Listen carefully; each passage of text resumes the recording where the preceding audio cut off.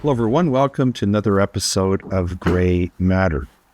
Well, in Canada, the man who is running for Prime Minister, Mark Carney, is committed to the net zero policies of climate change, which have been really disastrous and destructive for Canada over the past 10 years, especially for Canadian workers and working families.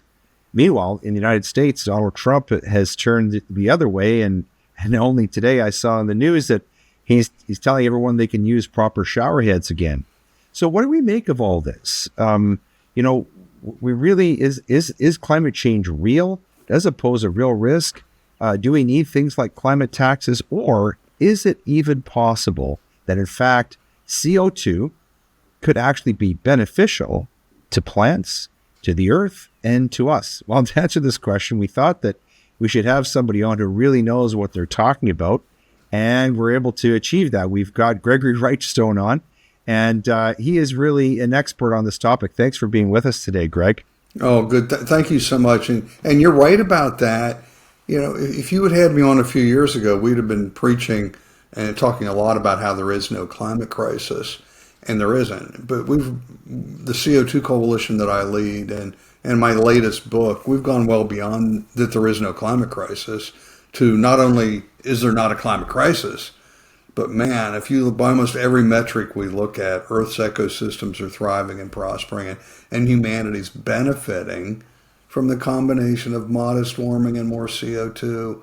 I call it the greatest untold story of the 21st century, that of a thriving planet, and a thriving and improving of the human condition. Yeah. We should celebrate it.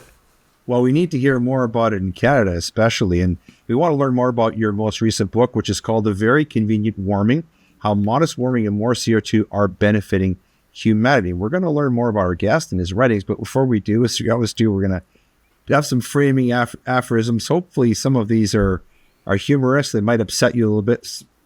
Firstly, from, that famous climate expert, Leonardo DiCaprio, who said, "I play fictitious characters, often solving fictitious problems.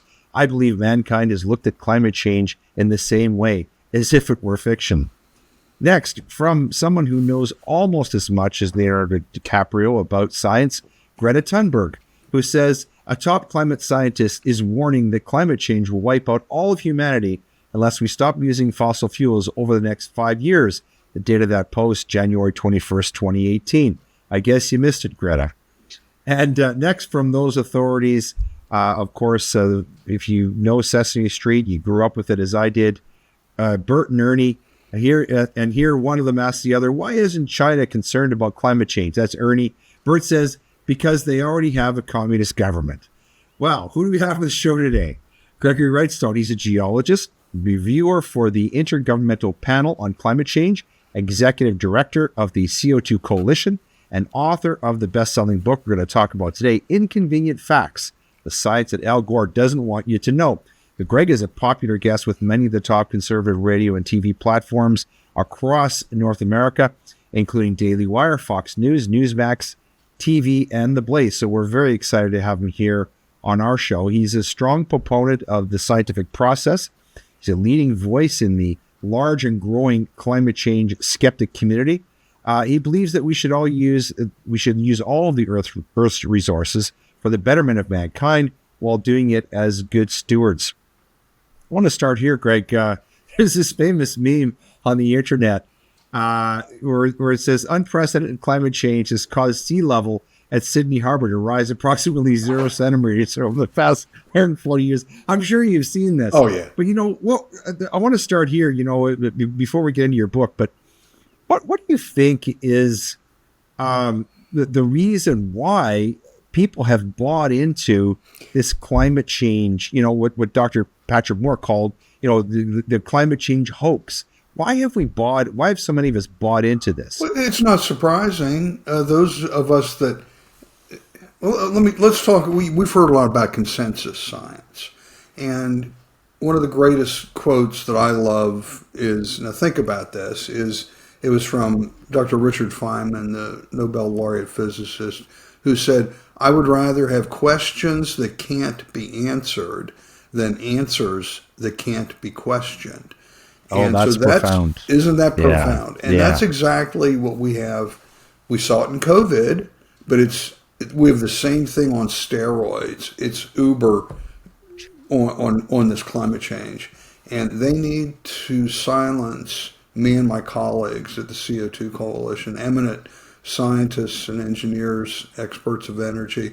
They need to silence us. And so it's not surprising that the general, the Joe and Jane on the street would not know about the truth, because they've not been exposed to the facts, the science, and the data. They've not seen any of that provide this information about that we'll talk about today, that disputes this notion of man-made climate change, man-made catastrophic warming.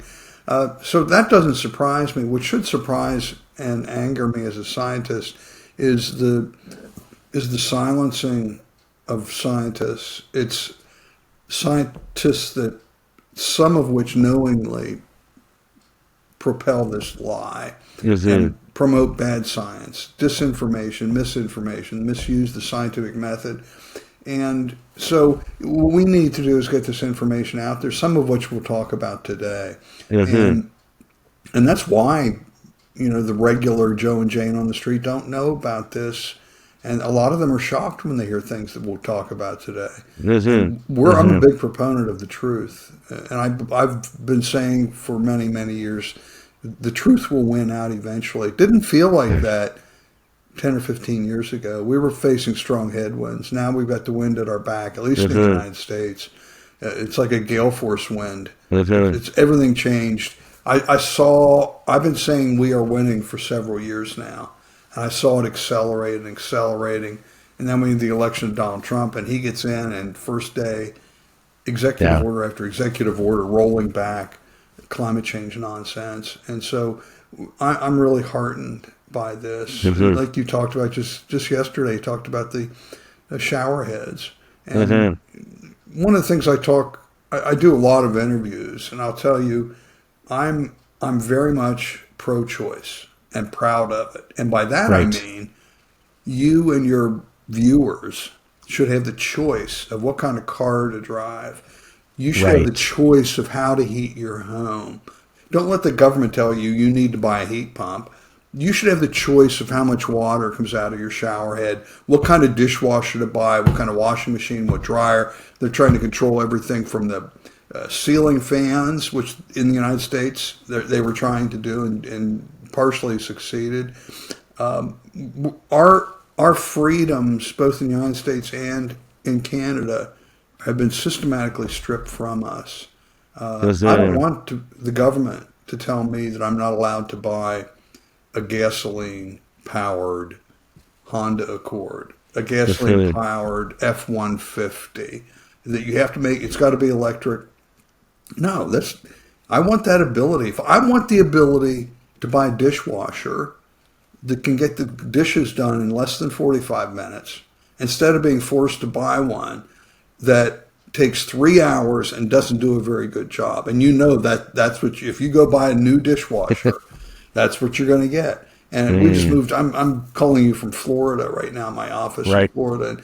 And yes, it's nice. It's 76 degrees right here and very nice. So just not to rub it in, but it's a beautiful day today. God bless you. Well, isn't it great to have nice weather in spite of all the pollution? And this is what we're being told in Canada. The strange idea that carbon dioxide, naturally occurring substance that's ubiquitous in our environment, essential to life and photosynthesis, is pollution. This is what we're being told. I had Dr. Patrick Moore on the program a while back, and he said something really interesting, which I think you support. At least I believe it's in your book. And he posits this idea that not only is carbon dioxide beneficial, but it might, us burning it, discovering fossil fuels and developing over 6,000 products from it, and us burning fossil fuels might actually be staving off an ice age. Is he on the right track with that? What do you think about that, and about this idea that CO2 that actually is something that's good for us? Well, we know we'll talk about this as we go forward, but we know that historically, higher temperatures have always been correlated to huge benefits to the human condition. Great Right. empires arose, great civilizations arose during much warmer periods, and the cold periods were horrific. And so Ugh. we're currently in a 300-year warming period. So the warming period started long before the first Model T rolled off the Mr. Ford's assembly line, long before the first large amounts of CO2 were emitted into the atmosphere, which was about in the mid 20th century in that post World War II economic boom. And so we had 200 years of warming, not being influenced at all by CO2 or maybe just a tiny bit. And so they have to disregard that 200 years of warming and just look at the last 60, 80, 100 years of warming, and it correlates to increasing CO2, but through time it doesn't. And that's why, as a geologist, my perspective is one to look at, where I look at it not in hundreds, but thousands and millions of years to find out what's going on whenever CO2 levels rise greatly or plummet greatly. And so, yeah, Patrick Moore's a great spokesman. He sits on our board of directors, and he actually hired me to take over as executive director. He hired me in 2020, and I took over in 2021. Great man, great man. He was, of course, a co-founder of Greenpeace. And Right. now he sits on the board of directors of the CO2 Coalition. He's a heretic. Yeah, and we have a number of reformed people like that Right. believed one thing, and then they listened to the science. They looked at the data and found they made a mistake. In fact, I just hired. Well, it's been a year. I hired a fellow, Byron Sepoy, and he had a PhD in chemical engineering, and he was working for a carbon capture company. And he wrote papers, went to conventions, talked about carbon capture, and then he read our paper that we wrote with Dr. Richard Lindzen, Dr. William Happer, who you should have on your show at some point. Love William to. Happer's will be a great interview. And he called me up. He learned, and he said it opened his eyes, and he started reading more and learning more, and he realized he was working on the wrong side. He realized that he was working for Emperor Palpatine, and he wanted to come work for Luke Skywalker. And so, and it was, and finally he called me back, and he says, I quit my job. And wow, I said, I got to hire this guy. And there aren't many brave scientists like that. There aren't many brave people that he couldn't work and tell a lie and he's now working with us, great researcher. But again, there are very few of these brave scientists out there. And this idea of a scientist changing their mind, though, Greg, is really not it shouldn't be unusual, should it? Because, for example, we had another, not a climate scientist, but an esteemed scientist, Dr. Jay Bhattacharya, on the program, and he said something really, I thought, profound. He was talking about science in terms of being a conversation across time. And this sort of ties right into the whole peer-reviewed process, where you're always questioning, what is the orthodoxy? What do we think we know? And science is always challenging that. And so it's natural when you gather more information, applying the scientific method, being honest and accurate in your findings, that you would change your mind about things. But that seems to be becoming more and more rare in the scientific world today, or am I overstating the case? No, it is, but I think it's partly human nature with scientists that, listen, if you've bought into this and you've written papers about climate crisis, it's pretty difficult to say, you know what, I've been wrong for the last 15 years. Kind of posted your flag there, yeah. Yeah, I see it. Yeah. It's very difficult to do that, and it's hard for somebody to step forward and say, I made a mistake, and you guys were right all along, and I was wrong, and we just don't see too many people doing that. And there's a price for it too, isn't there? There's a lot of, we saw this, for example, during COVID-19, where scientists were really harshly penalized, vilified, ostracized even for going against the, what was the accepted narrative. Yeah, do you find that, is it that extreme in climate science now? Oh, wow. Yeah, absolutely. You don't get funding for research. Maybe going forward with at least you won't. In the past, if you had a study to examine the sexual habits of mosquitoes in Mozambique, and you couldn't get funding. Well, if you Uh, would, all you needed to do was change it to how climate change may affect the sexual habits of mosquitoes in Mozambique, and bam, you get funding. I mean, we saw it wow. time and time and time again, and we see that with researchers Mm, and professors getting research money for their students. They're always to get that money easily. They just needed to add something about climate change into that, and it's really horrifically bad what's happened as we go forward in this debate.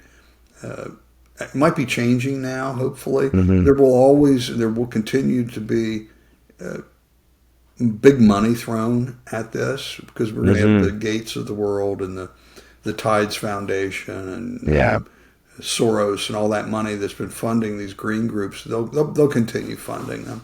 hmm But if there's not a pleasant home for them anymore at Princeton or Harvard or wherever it might be, I think life is going to get a lot more difficult. Particularly hmm if you look at all these scientists at NOAA, which is the National Oceanographic and Atmospheric Administration of the United States, or NASA.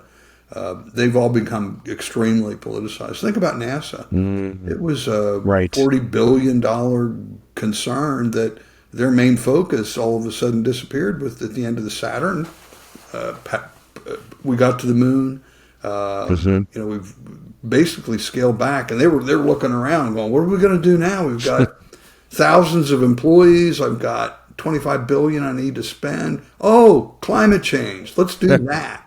And so NASA has really gone down, and EPA, the people at EPA, they've been politicized. In fact, as an experiment, everyone watching this show, hopefully it's up. Well, hopefully it's been taken down. But if you would search for two words, actually it's three words: EPA and heat waves. And what you'll find is the EPA site prominently displays this thing. It's called USA Heat Wave Index. And it shows 6 charts that are all just skyrocketing. It's getting worse and worse and worse, the heat waves. And I looked into it, and I looked deep, and I dove down, which is what I do to expose what they did. It wasn't heat waves in the United States. It was heat waves from the urban area, 50 largest urban areas in the Oh, United States, right. the urban heat Okay. island effect. And so they didn't tell that. They didn't state that. That's scientific malfeasance. That's disinformation they're spreading. Because as you hmm know, I'm sure, is that we have what's called the urban heat island effect. Right. And I've heard of this. you've got concrete, asphalt, you've got air conditioning units churning out heat, you've got vehicles churning out heat. The city itself, we can see Delhi, India is probably one of the worst. Washington, D.C. is really bad. And in Delhi, they can see 8 to 10 degrees centigrade increase within the city compared to the rural areas. Mm, And that's especially at night.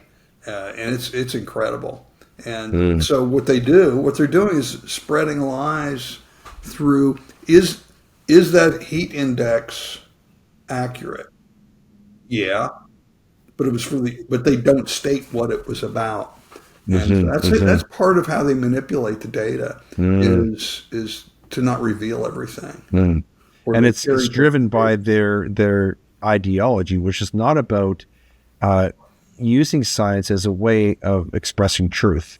Uh, it's not as a truth finding mission, but really as a means of supporting these political agendas. But and as part of that, let's get to your book now, because this is a really interesting thesis that you've come up with. You talk about a convenient warming, which is a clever turn on the phrase, the famous Al Gore inconvenient truth, where he said, the world was going to end. We're all going to drown in the ocean. That was about 30 years ago now, I think. So let's talk about this. This is really important for people to hear. What are the key benefits of CO2 and the earth warming? How is this actually going to make life better for everybody Number here? 1, 2, and 3: agriculture, agriculture, agriculture. And we're seeing that Food. food, glorious food. Everything relies. And think back to when you were early in school. and you might have a little cup with soil, and you put a bean in it, and you would start sprouting, and you learned about photosynthesis. You learned that for plants you need water, sunlight, and CO2. And it Right. turns out Yeah. the more CO2, the better. And that's why, there was the old wives' tale that turned out to be true, that if you talk to your plants, they grow better. Well, it turns out talking to your plants, when you're exhaling your ambient CO2 levels are 420 parts per million, but you're exhaling 40,000 parts per million. And so as you're talking to the plants, you're exhaling CO2 onto them, and they're sitting there like they're little leaves. They're doing the Trump dance, or they're just loving that CO2, and they thrive on it. And so now our levels of CO2 have increased since the Little Ice Age, from about 280 to 420 parts per million. That's a 50% increase. And Hmm. it's pretty clearly due to our burning of fossil fuels. And Hmm. I'm okay with that, because CO2 is so hugely beneficial to plant life and crop growth. There are a lot of things that go into crop growth. There's new technology, there's efficient use of nitrogen fertilizer. Uh, Modest warming is hugely beneficial, particularly in Canada, when we see Hmm. much longer. I don't know what it is in Canada, but in the United States, the growing season has lengthened by more than 2 weeks since 1900. And in Canada, Hmm. it should probably be the same. Maybe it'll get Hmm. a little bit longer. And so what Hmm. that does mean, killing frosts end earlier in the spring and arrive later in the fall. You get more plantings. You're getting, instead of 4 harvests of hay, 4 cuttings of hay, or you're 3, you get 4. And all of these things are hugely beneficial. Or if you own an apple orchard outside of Toronto, and what do you fear the most? It's a late spring killing frost, and Hmm. because of this warming and extending of the growing season, those things happen much less. I Hmm. mean, if you get a killing frost in an apple orchard, it'll ruin your year. And so, Hmm. because of that, so things like that are hugely beneficial. But the biggest benefit here is likely from CO2. Hmm. Increasing CO2 is called the CO2 fertilization effect. And so Hmm. we're seeing that. I looked at in my book, again, it's convenient warming, just those 2 words if you search for it. Right. If you look, I looked at the top 8 crops in the world in terms of tonnage produced and bushels produced, and all 8 of those. And I looked at lots more than that, but I took the top 8, and you could just see them over the last 40 or 50 years breaking records year after year after year in terms of productivity. And again, Hmm. it's marching in lockstep with Hmm. warming and more CO2. So Greg, one question I have, maybe you could clarify, is there a direct relationship between more CO2 and more heat? Is that a causative relationship, a correlative one, or is it that heat, because the Earth is warming, that's actually that's producing more CO2? What's the correct way to understand this? yeah, it gets a little complicated, because we know that over the last several 100,000 years, each of the glacial advances were very cold. And because of that, the oceans sucked up huge amounts of CO2 out of the atmosphere, Right, and right, CO2 levels. okay, And then during these 12,000 year, 10,000 year interglacial periods like we're in right now, it was much warmer, and they expelled CO2. And so mhm, before the last warming, we were down to about 180 parts per million. And then we've warmed up to about 280. We added 100 parts per million naturally from warming. Uh, but there's a whole new carbon dioxide source that appeared on Earth that's never been seen before.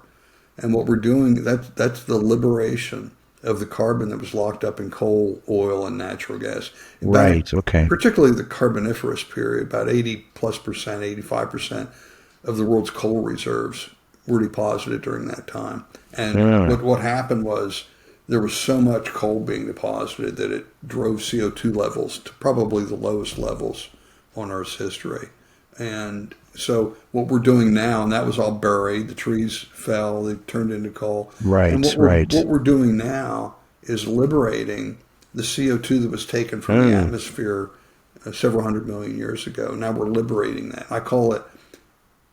It's solar energy that was captured because it was solar energy that was locked. The trees needed photosynthesis to Right. create the wood. The oil and gas source rocks were mainly algal blooms and things like that needed photosynthesis to occur. So this was all solar energy being converted to carbon and then locked up in oil and gas and coal. Now we're liberating it, and we're finally getting back from near historically low levels of CO2 to we're back to we were experiencing a CO2 famine until we started this liberating using fossil fuel burning, and I'm okay with that. If you drive a big Hummer, I love it because what you're doing is you're liberating more CO2. The more CO2, the better. So we should celebrate the increase. One of our unofficial mottos here is "We love CO2, and so should you." Yeah, Yeah, it's but true. we can't really breathe without it, can we? I mean, we need the CO2. We need plants to keep breathing it in so that we What's can live. interesting is that half of the CO2, we know pretty accurately how much CO2 is being emitted by us. We also know very accurately how much Really? CO2 is showing up in the atmosphere. Wow. Only about 50% of the CO2 we emit is showing up in the atmosphere. So what's happening to that other 50%? Well, it's being locked up in two places. It's the biome, it's the photosynthesis. Right. Increased photosynthesis means these plants are sucking it up out of the atmosphere, and also there's a little bit going into the oceans. Well, actually, a fair amount going into the oceans, and Right. so the nature is a net sink of CO2, Mm-hmm. and it's really fascinating Yeah. and I'm okay. We get a lot of pushback from people, but we've just recently completed a report at the end of last year documenting 7 different lines of evidence scientifically that confirms that the increase in CO2 is from our burning of fossil fuels. And What's which interesting is not a too, bad thing then, right? no, and what's No. interesting too, you would think it's counterintuitive. Oxygen levels on Earth over the last many decades have been declining slightly. You probably never heard that. No. Well, that doesn't sound good though. Well, it's so slight. No, there's plenty of oxygen in the air, but it's very slight. But you would think you would say, Greg, well, wait a minute. You said photosynthesis is increasing greatly. Well, that means that plants are giving off more oxygen, so it should be increasing, right? That's what that you would think that. And it was fascinating. I've just recently learned this as we were going through this publication. The fact of the matter is, when you burn coal or natural gas methane is probably the easiest thing to understand. What do? You're burning, you're going to combine methane, which is CH4, with oxygen to create water vapor and CO2 and heat. And so we're actually consuming, through the burning of fossil fuels, we're consuming more oxygen than what the additional oxygen that's being provided by photosynthesis. Although photosynthesis is releasing more oxygen into the atmosphere, the amount of consumption from fossil fuels is greater than the increase from plants. So Interesting. it's really interesting. Mhm. And you were asking about CO2 and warming. CO2 is a greenhouse gas and has a slight warming effect, but it's quite slight. It's actually, if we look at it, Dr. William Happer is an expert on radiative physics, and it's very modest and overwhelmed by the natural forces that have been driving temperatures. Plus, it's a logarithmic effect, CO2 warming. So each molecule of CO2 added to the atmosphere has less of a warming effect than all the others. Oh, interesting. These are really important facts that we don't tend to hear from the people who are raising the climate alarm. One question I had for you, Greg, is that as I read people like the work of like Bjorn Lomborg and Michael Schellenberger and Alex Epstein, they agree with you on many points. But one thing they say, I'm curious to get your take on. For example, Bjorn Lomborg, he says that CO2 is a problem. I'm sort of paraphrasing or boiling down his thesis. It is a problem, but it's a manageable problem that can be solved through technology. But you seem to disagree with that a little bit. Oh, entirely. I get so frustrated. I mean, yeah, he's saying mostly the right things, but he and Schellenberger, I'm not gonna out. There was another prominent person out there that I know. I'm not going to embarrass him by calling him out right now, but I've had private conversations with him, and he agrees that there's not a climate crisis that needs to be solved. But he says, I've got this big show on NPR that I can talk to millions of people. If I come out and say that, they're going to get rid of me. I won't be able to have this platform. I think it's worth not saying that there's, even though I do believe it. And it's frustrating to me when we have people like that.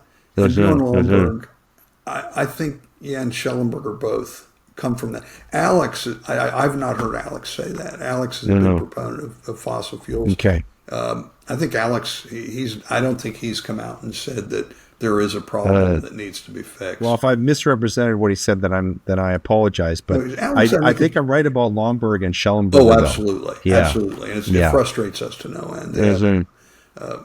Well, there's a problem. We're just not fixing it right. We have people in the United States that should be on our side that are saying, well, we're not going to throw $3 trillion at it. Let's just spend $850 billion. And no, absolutely no, and no. There is no climate crisis. We shouldn't spend one red cent trying to solve a non-existent problem. And these people with the carbon capture, again in the United States, we have people that should know better. Christine Nome as governor of South Dakota. Doug Burgum is now an Interior governor of North Dakota. They want to decarbonize the West by using carbon capture. Well, carbon capture is hugely expensive. It's energy intensive, and it's actually harmful because we're removing a plant food, carbon dioxide, from the atmosphere. Yeah. And this is the thing that I can understand either, Greg, and I'd like to get your take on this. If climate change or global warming would seem to be, different problems, or however you want to phrase it, or too much CO2 is a problem, seems to me that's a scientific problem that is to be solved by people like you and the other people at CO2 Coalition, all these brilliant scientists. Well, why is it then that all of the solutions to these problems always are economic and they're always expressed in Marxist terms? Why is that? Can you explain? It doesn't make any sense to me. Well, CO2 is the perfect demon to go after because it affects everything we do, and it can affect. I mean, they're using it to demonize oil, to coal, to and you must conform, you must obey, you must do as we say, we must convert to electric, and it's I can't see inside men's and women's souls to see what their motivation is. It's my job though as a scientist to say, okay, this is what they're telling you, and here's what the science tells us. Right. And time after time after time, we can point at it and say they're saying this, but this is the truth. And again, we're getting closer to that. In the last Trump administration, Dr. Happer, who's our chairman, was part of the Trump administration. He said he'd come on for a year, and he wanted to do a red team, blue team exercise. In other words, let's put two teams of scientists, one promoting catastrophic man-made warming, the other is saying no, it's beneficial, and put them in a room and close it and throw away the key and let them have at it. But let's talk. Let's have a discussion about the facts. Red team, blue team, and Donald Trump. He tells a funny story that they were going to have a discussion about this in the Oval Office, and I forget who it was that brought him over. He said, sit in this chair beside the president's desk. You sit there, and there was another gentleman high in the Trump administration that came in afterwards, and he says, no, you need to get back to the back of the room, because if you sit in this chair, that was going to mean that he was going to be featured. And so Trump came in, and they started talking, and he goes, where's that Happer guy? Where's that Happer guy? And Will's like, was like in the back of the room. He says, "Get up here. Hey, Happer, get up here and sit here." And so Will told him what he wanted to do. He says, "Yeah." And Donald Trump said, "Let's do it." And he got up and left. And nothing ever happened. The people in charge there slow walked it. Didn't want to do this red team, blue team. They thought it was a political loser for Trump. And so it never got done. And but we're working because we have some of the top scientists in the world. I don't want to say we've cornered the market on climate scientists, but we nearly have, with almost 200 of the top scientists in the world. And they're coming, the people in Washington, D.C. are coming to us to get the scientific facts. Yeah. I want to talk a little bit about this CO2 Coalition that you're a part of. And it's a mantra. I did some research in preparation for my talk with you, is providing the facts about CO2 and climate change. Obviously, that's something that you're doing in your book, but really providing real information. Just for example, some of the topics there: human contribution to atmospheric CO2, how human emissions are actually restoring vital atmospheric CO2, which you've talked about. And here's another big one that I want to ask you about, because in our election here in Canada, one of the candidates is really in favor of net zero policies. And here it says net zero policies will have a trivial effect on temperature, but disastrous effects on people worldwide. And we're kind of living through this right now in Canada. So I wanted to get you to maybe explicate why these net zero policies are so dangerous to human flourishing. Well, it's on so many levels. One of the things is we've talked about the benefits of carbon dioxide. So if we do go to net zero, then carbon dioxide will start falling. And I don't think we'll ever be able to get there, but that would be one consideration. We saw what happened. Part of going to net zero would be getting rid of, for example, nitrogen fertilizer. Right. It was Borlaug in the 1950s with this agricultural revolution that really started in India with farming practices, and the use of nitrogen fertilizer in the 50s has really been a boon. So it's warming temperatures, nitrogen fertilizer, more CO2, driving plant and crop growth. They've been trying to get rid of nitrogen fertilizer. They did it first in Sri Lanka. Now 3 years ago, they had an agricultural-based country. They stopped their crop productions just plummeted. Yes, sir. And particularly rice production, and it just plummeted. And the people rose up and ran President Rajapaksa almost. They wanted to hang him, string him up, and he barely escaped with his life. He fled the country and went over to India. But that was just a real good example. What happens if we do follow this? Or in the Netherlands, very, very strong agriculture. It's the number 2 agricultural country in the world, behind the United States, believe it or not. I was just there this past summer. We published my book, A Very Convenient Warming in Dutch. And so I was there on a book tour, and they were going to take 50% of the farms and take them all. Right. I remember they all got on their tractors, were protesting last summer. And they and so they voted. Geert Wilders was the biggest vote getter in the election. And it looks like that's been pretty well tamped down. But they were actually going to take over farms, cull half of the livestock, kill them because of climate change. Yeah. It's just stupidity after stupidity compounded by more stupidity. It's just terrible. We see it time and time again. So the biggest thing for this would be agricultural production. And I would think if you're in Canada, you would probably want a little bit of global warming. I'm guessing. I'm not sure what the temperature is there now, but I mean, I'm enjoying this right now. It's not anything like it is in Florida, I can assure you. Oh yeah, it's lovely. The other thing that is tied into it, which is of concern to Canada, is that our economy is very heavily dependent upon natural gas, oil and natural gas production. Canada, you probably realize this, but most people are surprised to hear that Canada actually provides more oil and gas to the United States than Iran, Saudi Arabia, and Mexico combined were the number one international provider of oil and And gas thank to you, the by the way. U.S. Yeah, well, Thank you. it benefits the entire continent. I wish we could tell Mr. Carney that.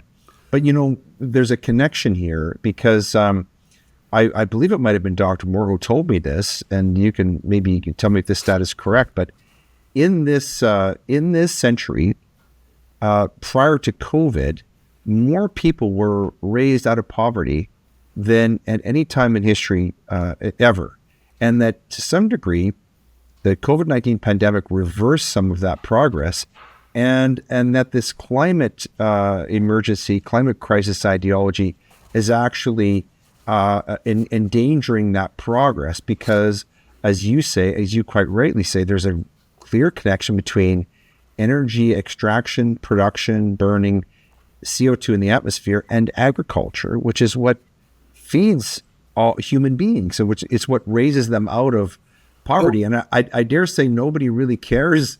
I think it's a stat. I think this might have been in Alex Epstein's book that, below $3,000 a year in GDP, no one really cares about climate or anything. They just yeah. care about basic subsistence, right? But think of what's lifted people out of poverty. It's energy.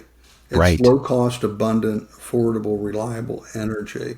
And we have some 4 billion people that are living in energy poverty right now. In other words, the average third world, developing world nation, the average person electricity use is about the same as my refrigerator uses about the same as what the average Wow. person. And there are many of these people there are billions of people that have no access. They get zero electricity. And so what we see is, if we look to India, Prime Minister Modi there, I think he's a good man. He's striving. He wants to lift his country up out of energy poverty and provide complete electrification for everybody in India. And to do that, he's mining coal, burning coal. He's mining peat, which is a low-grade coal, basically. Right. Using that, they're doing everything.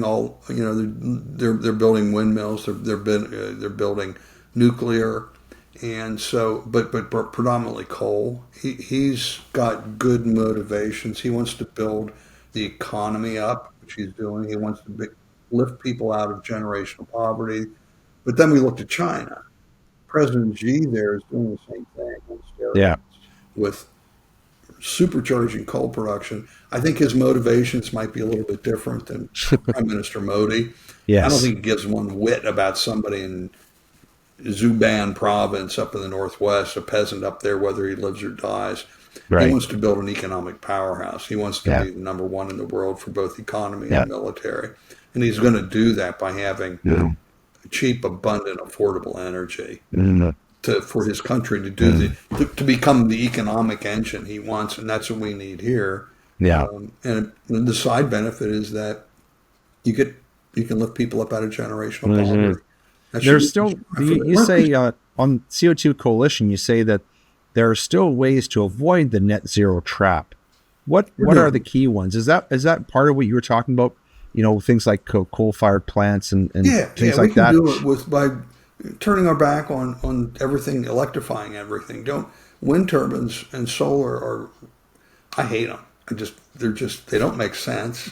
The electricity generated is expensive. It's environmentally a nightmare. Think about this. The UN, I disagreed a lot there was a recent UN report on extinctions. I exposed them as being absolutely incorrect and lying. But there was one thing they said in that UN extinction report that was correct. The greatest threat to endangered species is what? Habitat loss.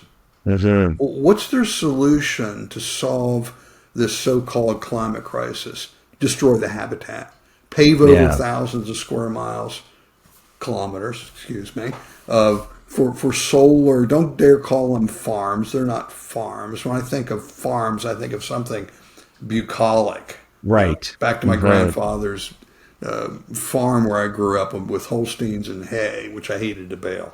But don't call them farms. These are industrial scale facilities, and they want to cut down mature forests and put up wind turbines that are going to, in the United States, of course, our symbol in the United States is the bald eagle. The U.S. Fish and Wildlife Yeah. Service approves the killing of What a 15,000 travesty. bald Yeah. eagles a year by wind turbines.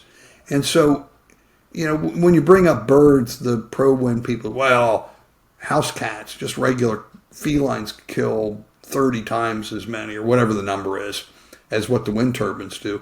That's true, but my tabby cat here, Lucy, if she's going to catch and eat a sparrow, maybe a Right. robin, and they're not endangered. I'm sorry, and I think they taste good, but the birds that are being taken out are these large raptors, the eagles, the Yeah. bald eagles, the Yeah. golden eagles. So I Mhm. will tell you, Leighton, if you have a cat in your house that can take down a golden eagle and kill it, I'd keep that daggone feline, keep that thing Probably away from take the a Bengal grandkids. tiger to do that. Yeah, keep that thing Yeah. away from the grandkids. I don't want, it Yeah. doesn't happen. These are big birds that these Oh, turbines are yeah. taking out. Yeah. And it's not And just birds.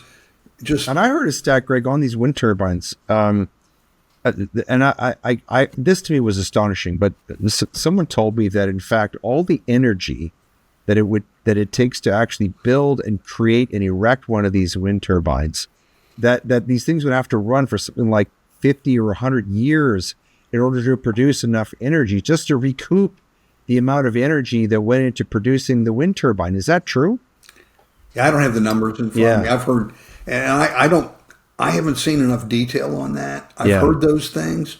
But again, when we get into things like that, I'm skeptical about both sides sometimes. Right. That people Yeah. can sometimes massage the data. So Yeah.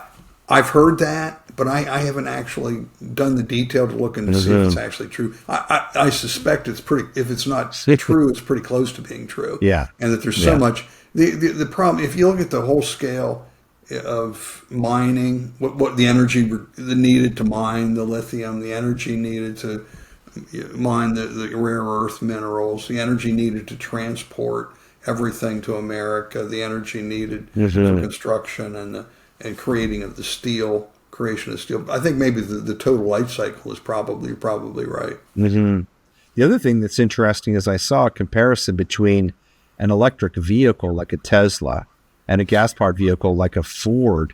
And actually, once you factor in how much energy goes into production of the vehicle and the way all the batteries work, that actually the difference in terms of the carbon footprint between an electric vehicle and a gasoline one is negligible.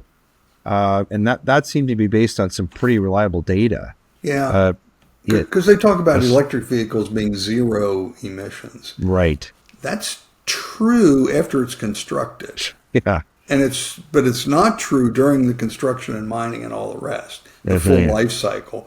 And then you have the problem on the other end, what happens at the end of its lifetime, of the Tesla or whatever.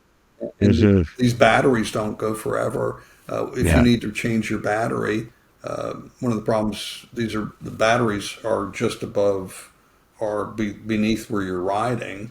And so if you go up over a curb, for example, you can damage that battery. And think about that too. These things can ignite, and these Yes. fires are intense. Yes. They're dangerous. You can't hardly put them out. They're allowed to burn out. So right now we've got our grandchildren, our children, our wives, all riding in an electric vehicle, sitting above a lithium bomb waiting to go off. Yeah. Yeah. It, These fires are really scary. We've seen some of them, sadly, because some of the sabotage that's been going on in Canada and the US of Tesla, facilities where they're being sold and produced. But the worst is yet to come. yeah. It I don't. It's going to happen at some point, and that is that an electric vehicle that's parked in an underground garage is going to catch fire. It just is going to happen. The odds say we know this happens. Well, think about that. How do you put it out? The fire department can't come because the fumes are extremely toxic, really, really, really bad. You get an electric vehicle on fire, catches other vehicles on around it on fire. It's in an underground garage. boy, that's a nightmare scenario. Mm-hmm. And it might be under an apartment building, might be under an office building. If and when that occurs, I hope it doesn't. I'm not rooting for it, but if and when that does occur, that will probably be the death knell Mm-hmm. of the electric vehicle. In the United Mm-hmm. States in particular, we're seeing, well, around the world, we're seeing electric vehicle company after electric vehicle company declaring bankruptcy, Mm-hmm. announcing billions of dollars of loss, going out of business. And so this is not a good time for them. They're hemorrhaging money. If you Mm-hmm. just look at the hundreds or the billions of dollars that Ford Motor Company has been losing, pushing this nonsense. Mm-hmm. Folks, we've been talking with Gregory Wrightstone. He is involved with an organization called the CO2 Coalition. In fact, he heads it up, and he is also the author of a book called A Very Convenient Warming, How Modest Warming and More CO2 Are Benefiting Humanity. We've been talking with him about the book, but also some of the ideas that are expressed there, which are very, very shockingly scientific.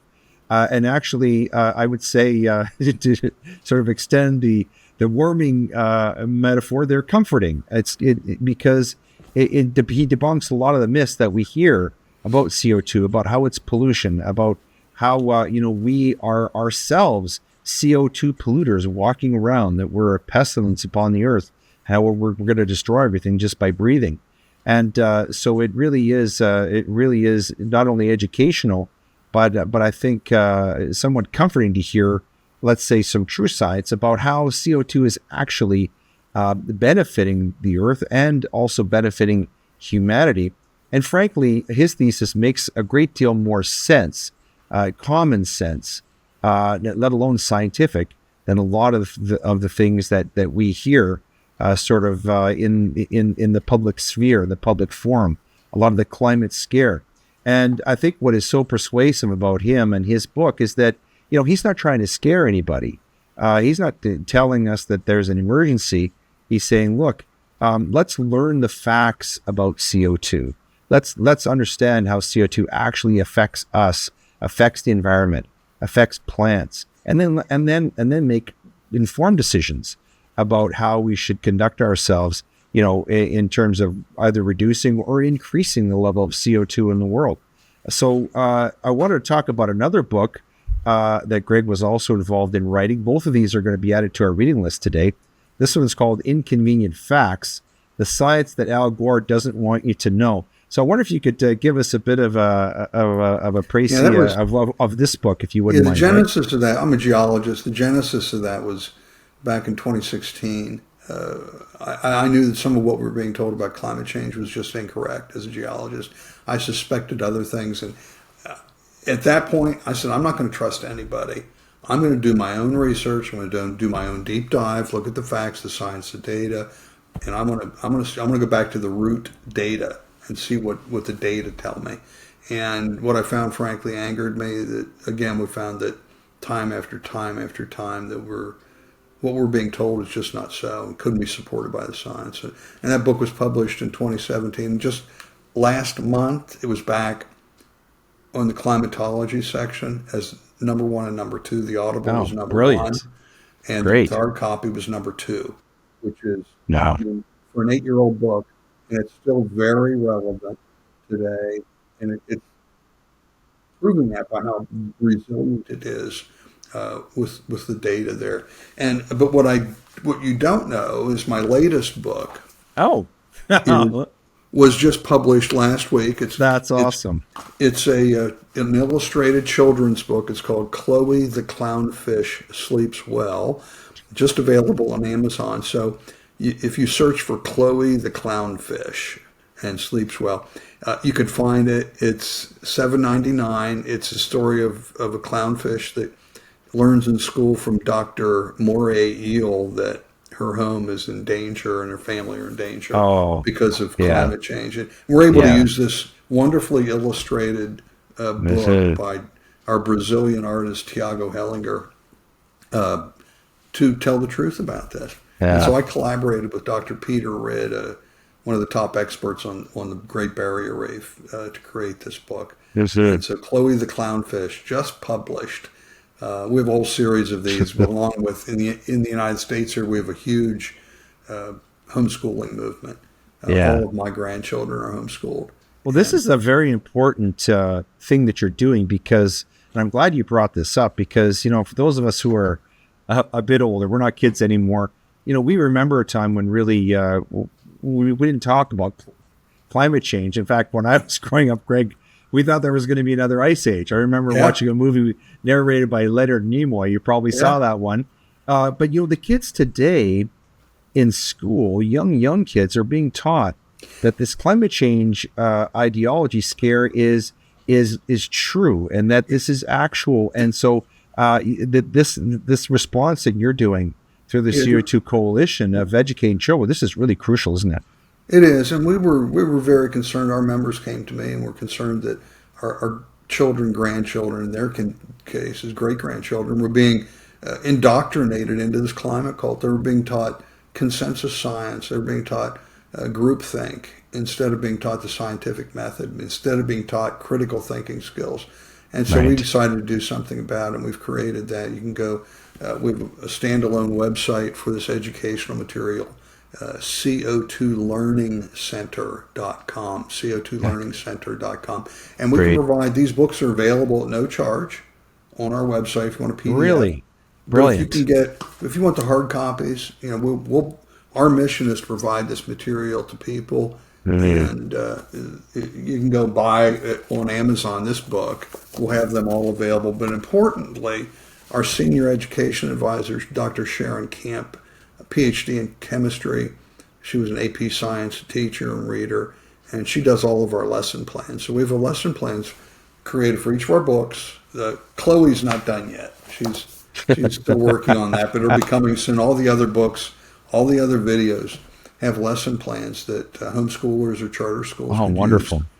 And so I'm really proud of what we've been able to do there. And rightly so. And all of the work that you're doing is really incredible. What I really love about it is that, you talk about the earth as really in terms of abundance and not scarcity. That seems to be a very important dividing line in the way that we think about things.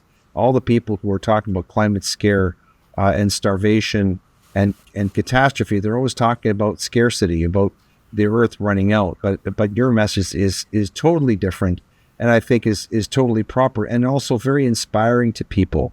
It gets people excited. It gets them thinking that thinking positively, and that they can do things. That it empowers people that they actually can do things that are going to be good for the environment. That they can be good stewards of the environment. That is something that we are called to do, actually, to be stewards of this earth. And I really see the CO2 Coalition and the work that you're doing with all these books and everything else is really being sort of aligned towards that star. Again, I'm very grateful for all the work that you're doing. God bless you for doing it.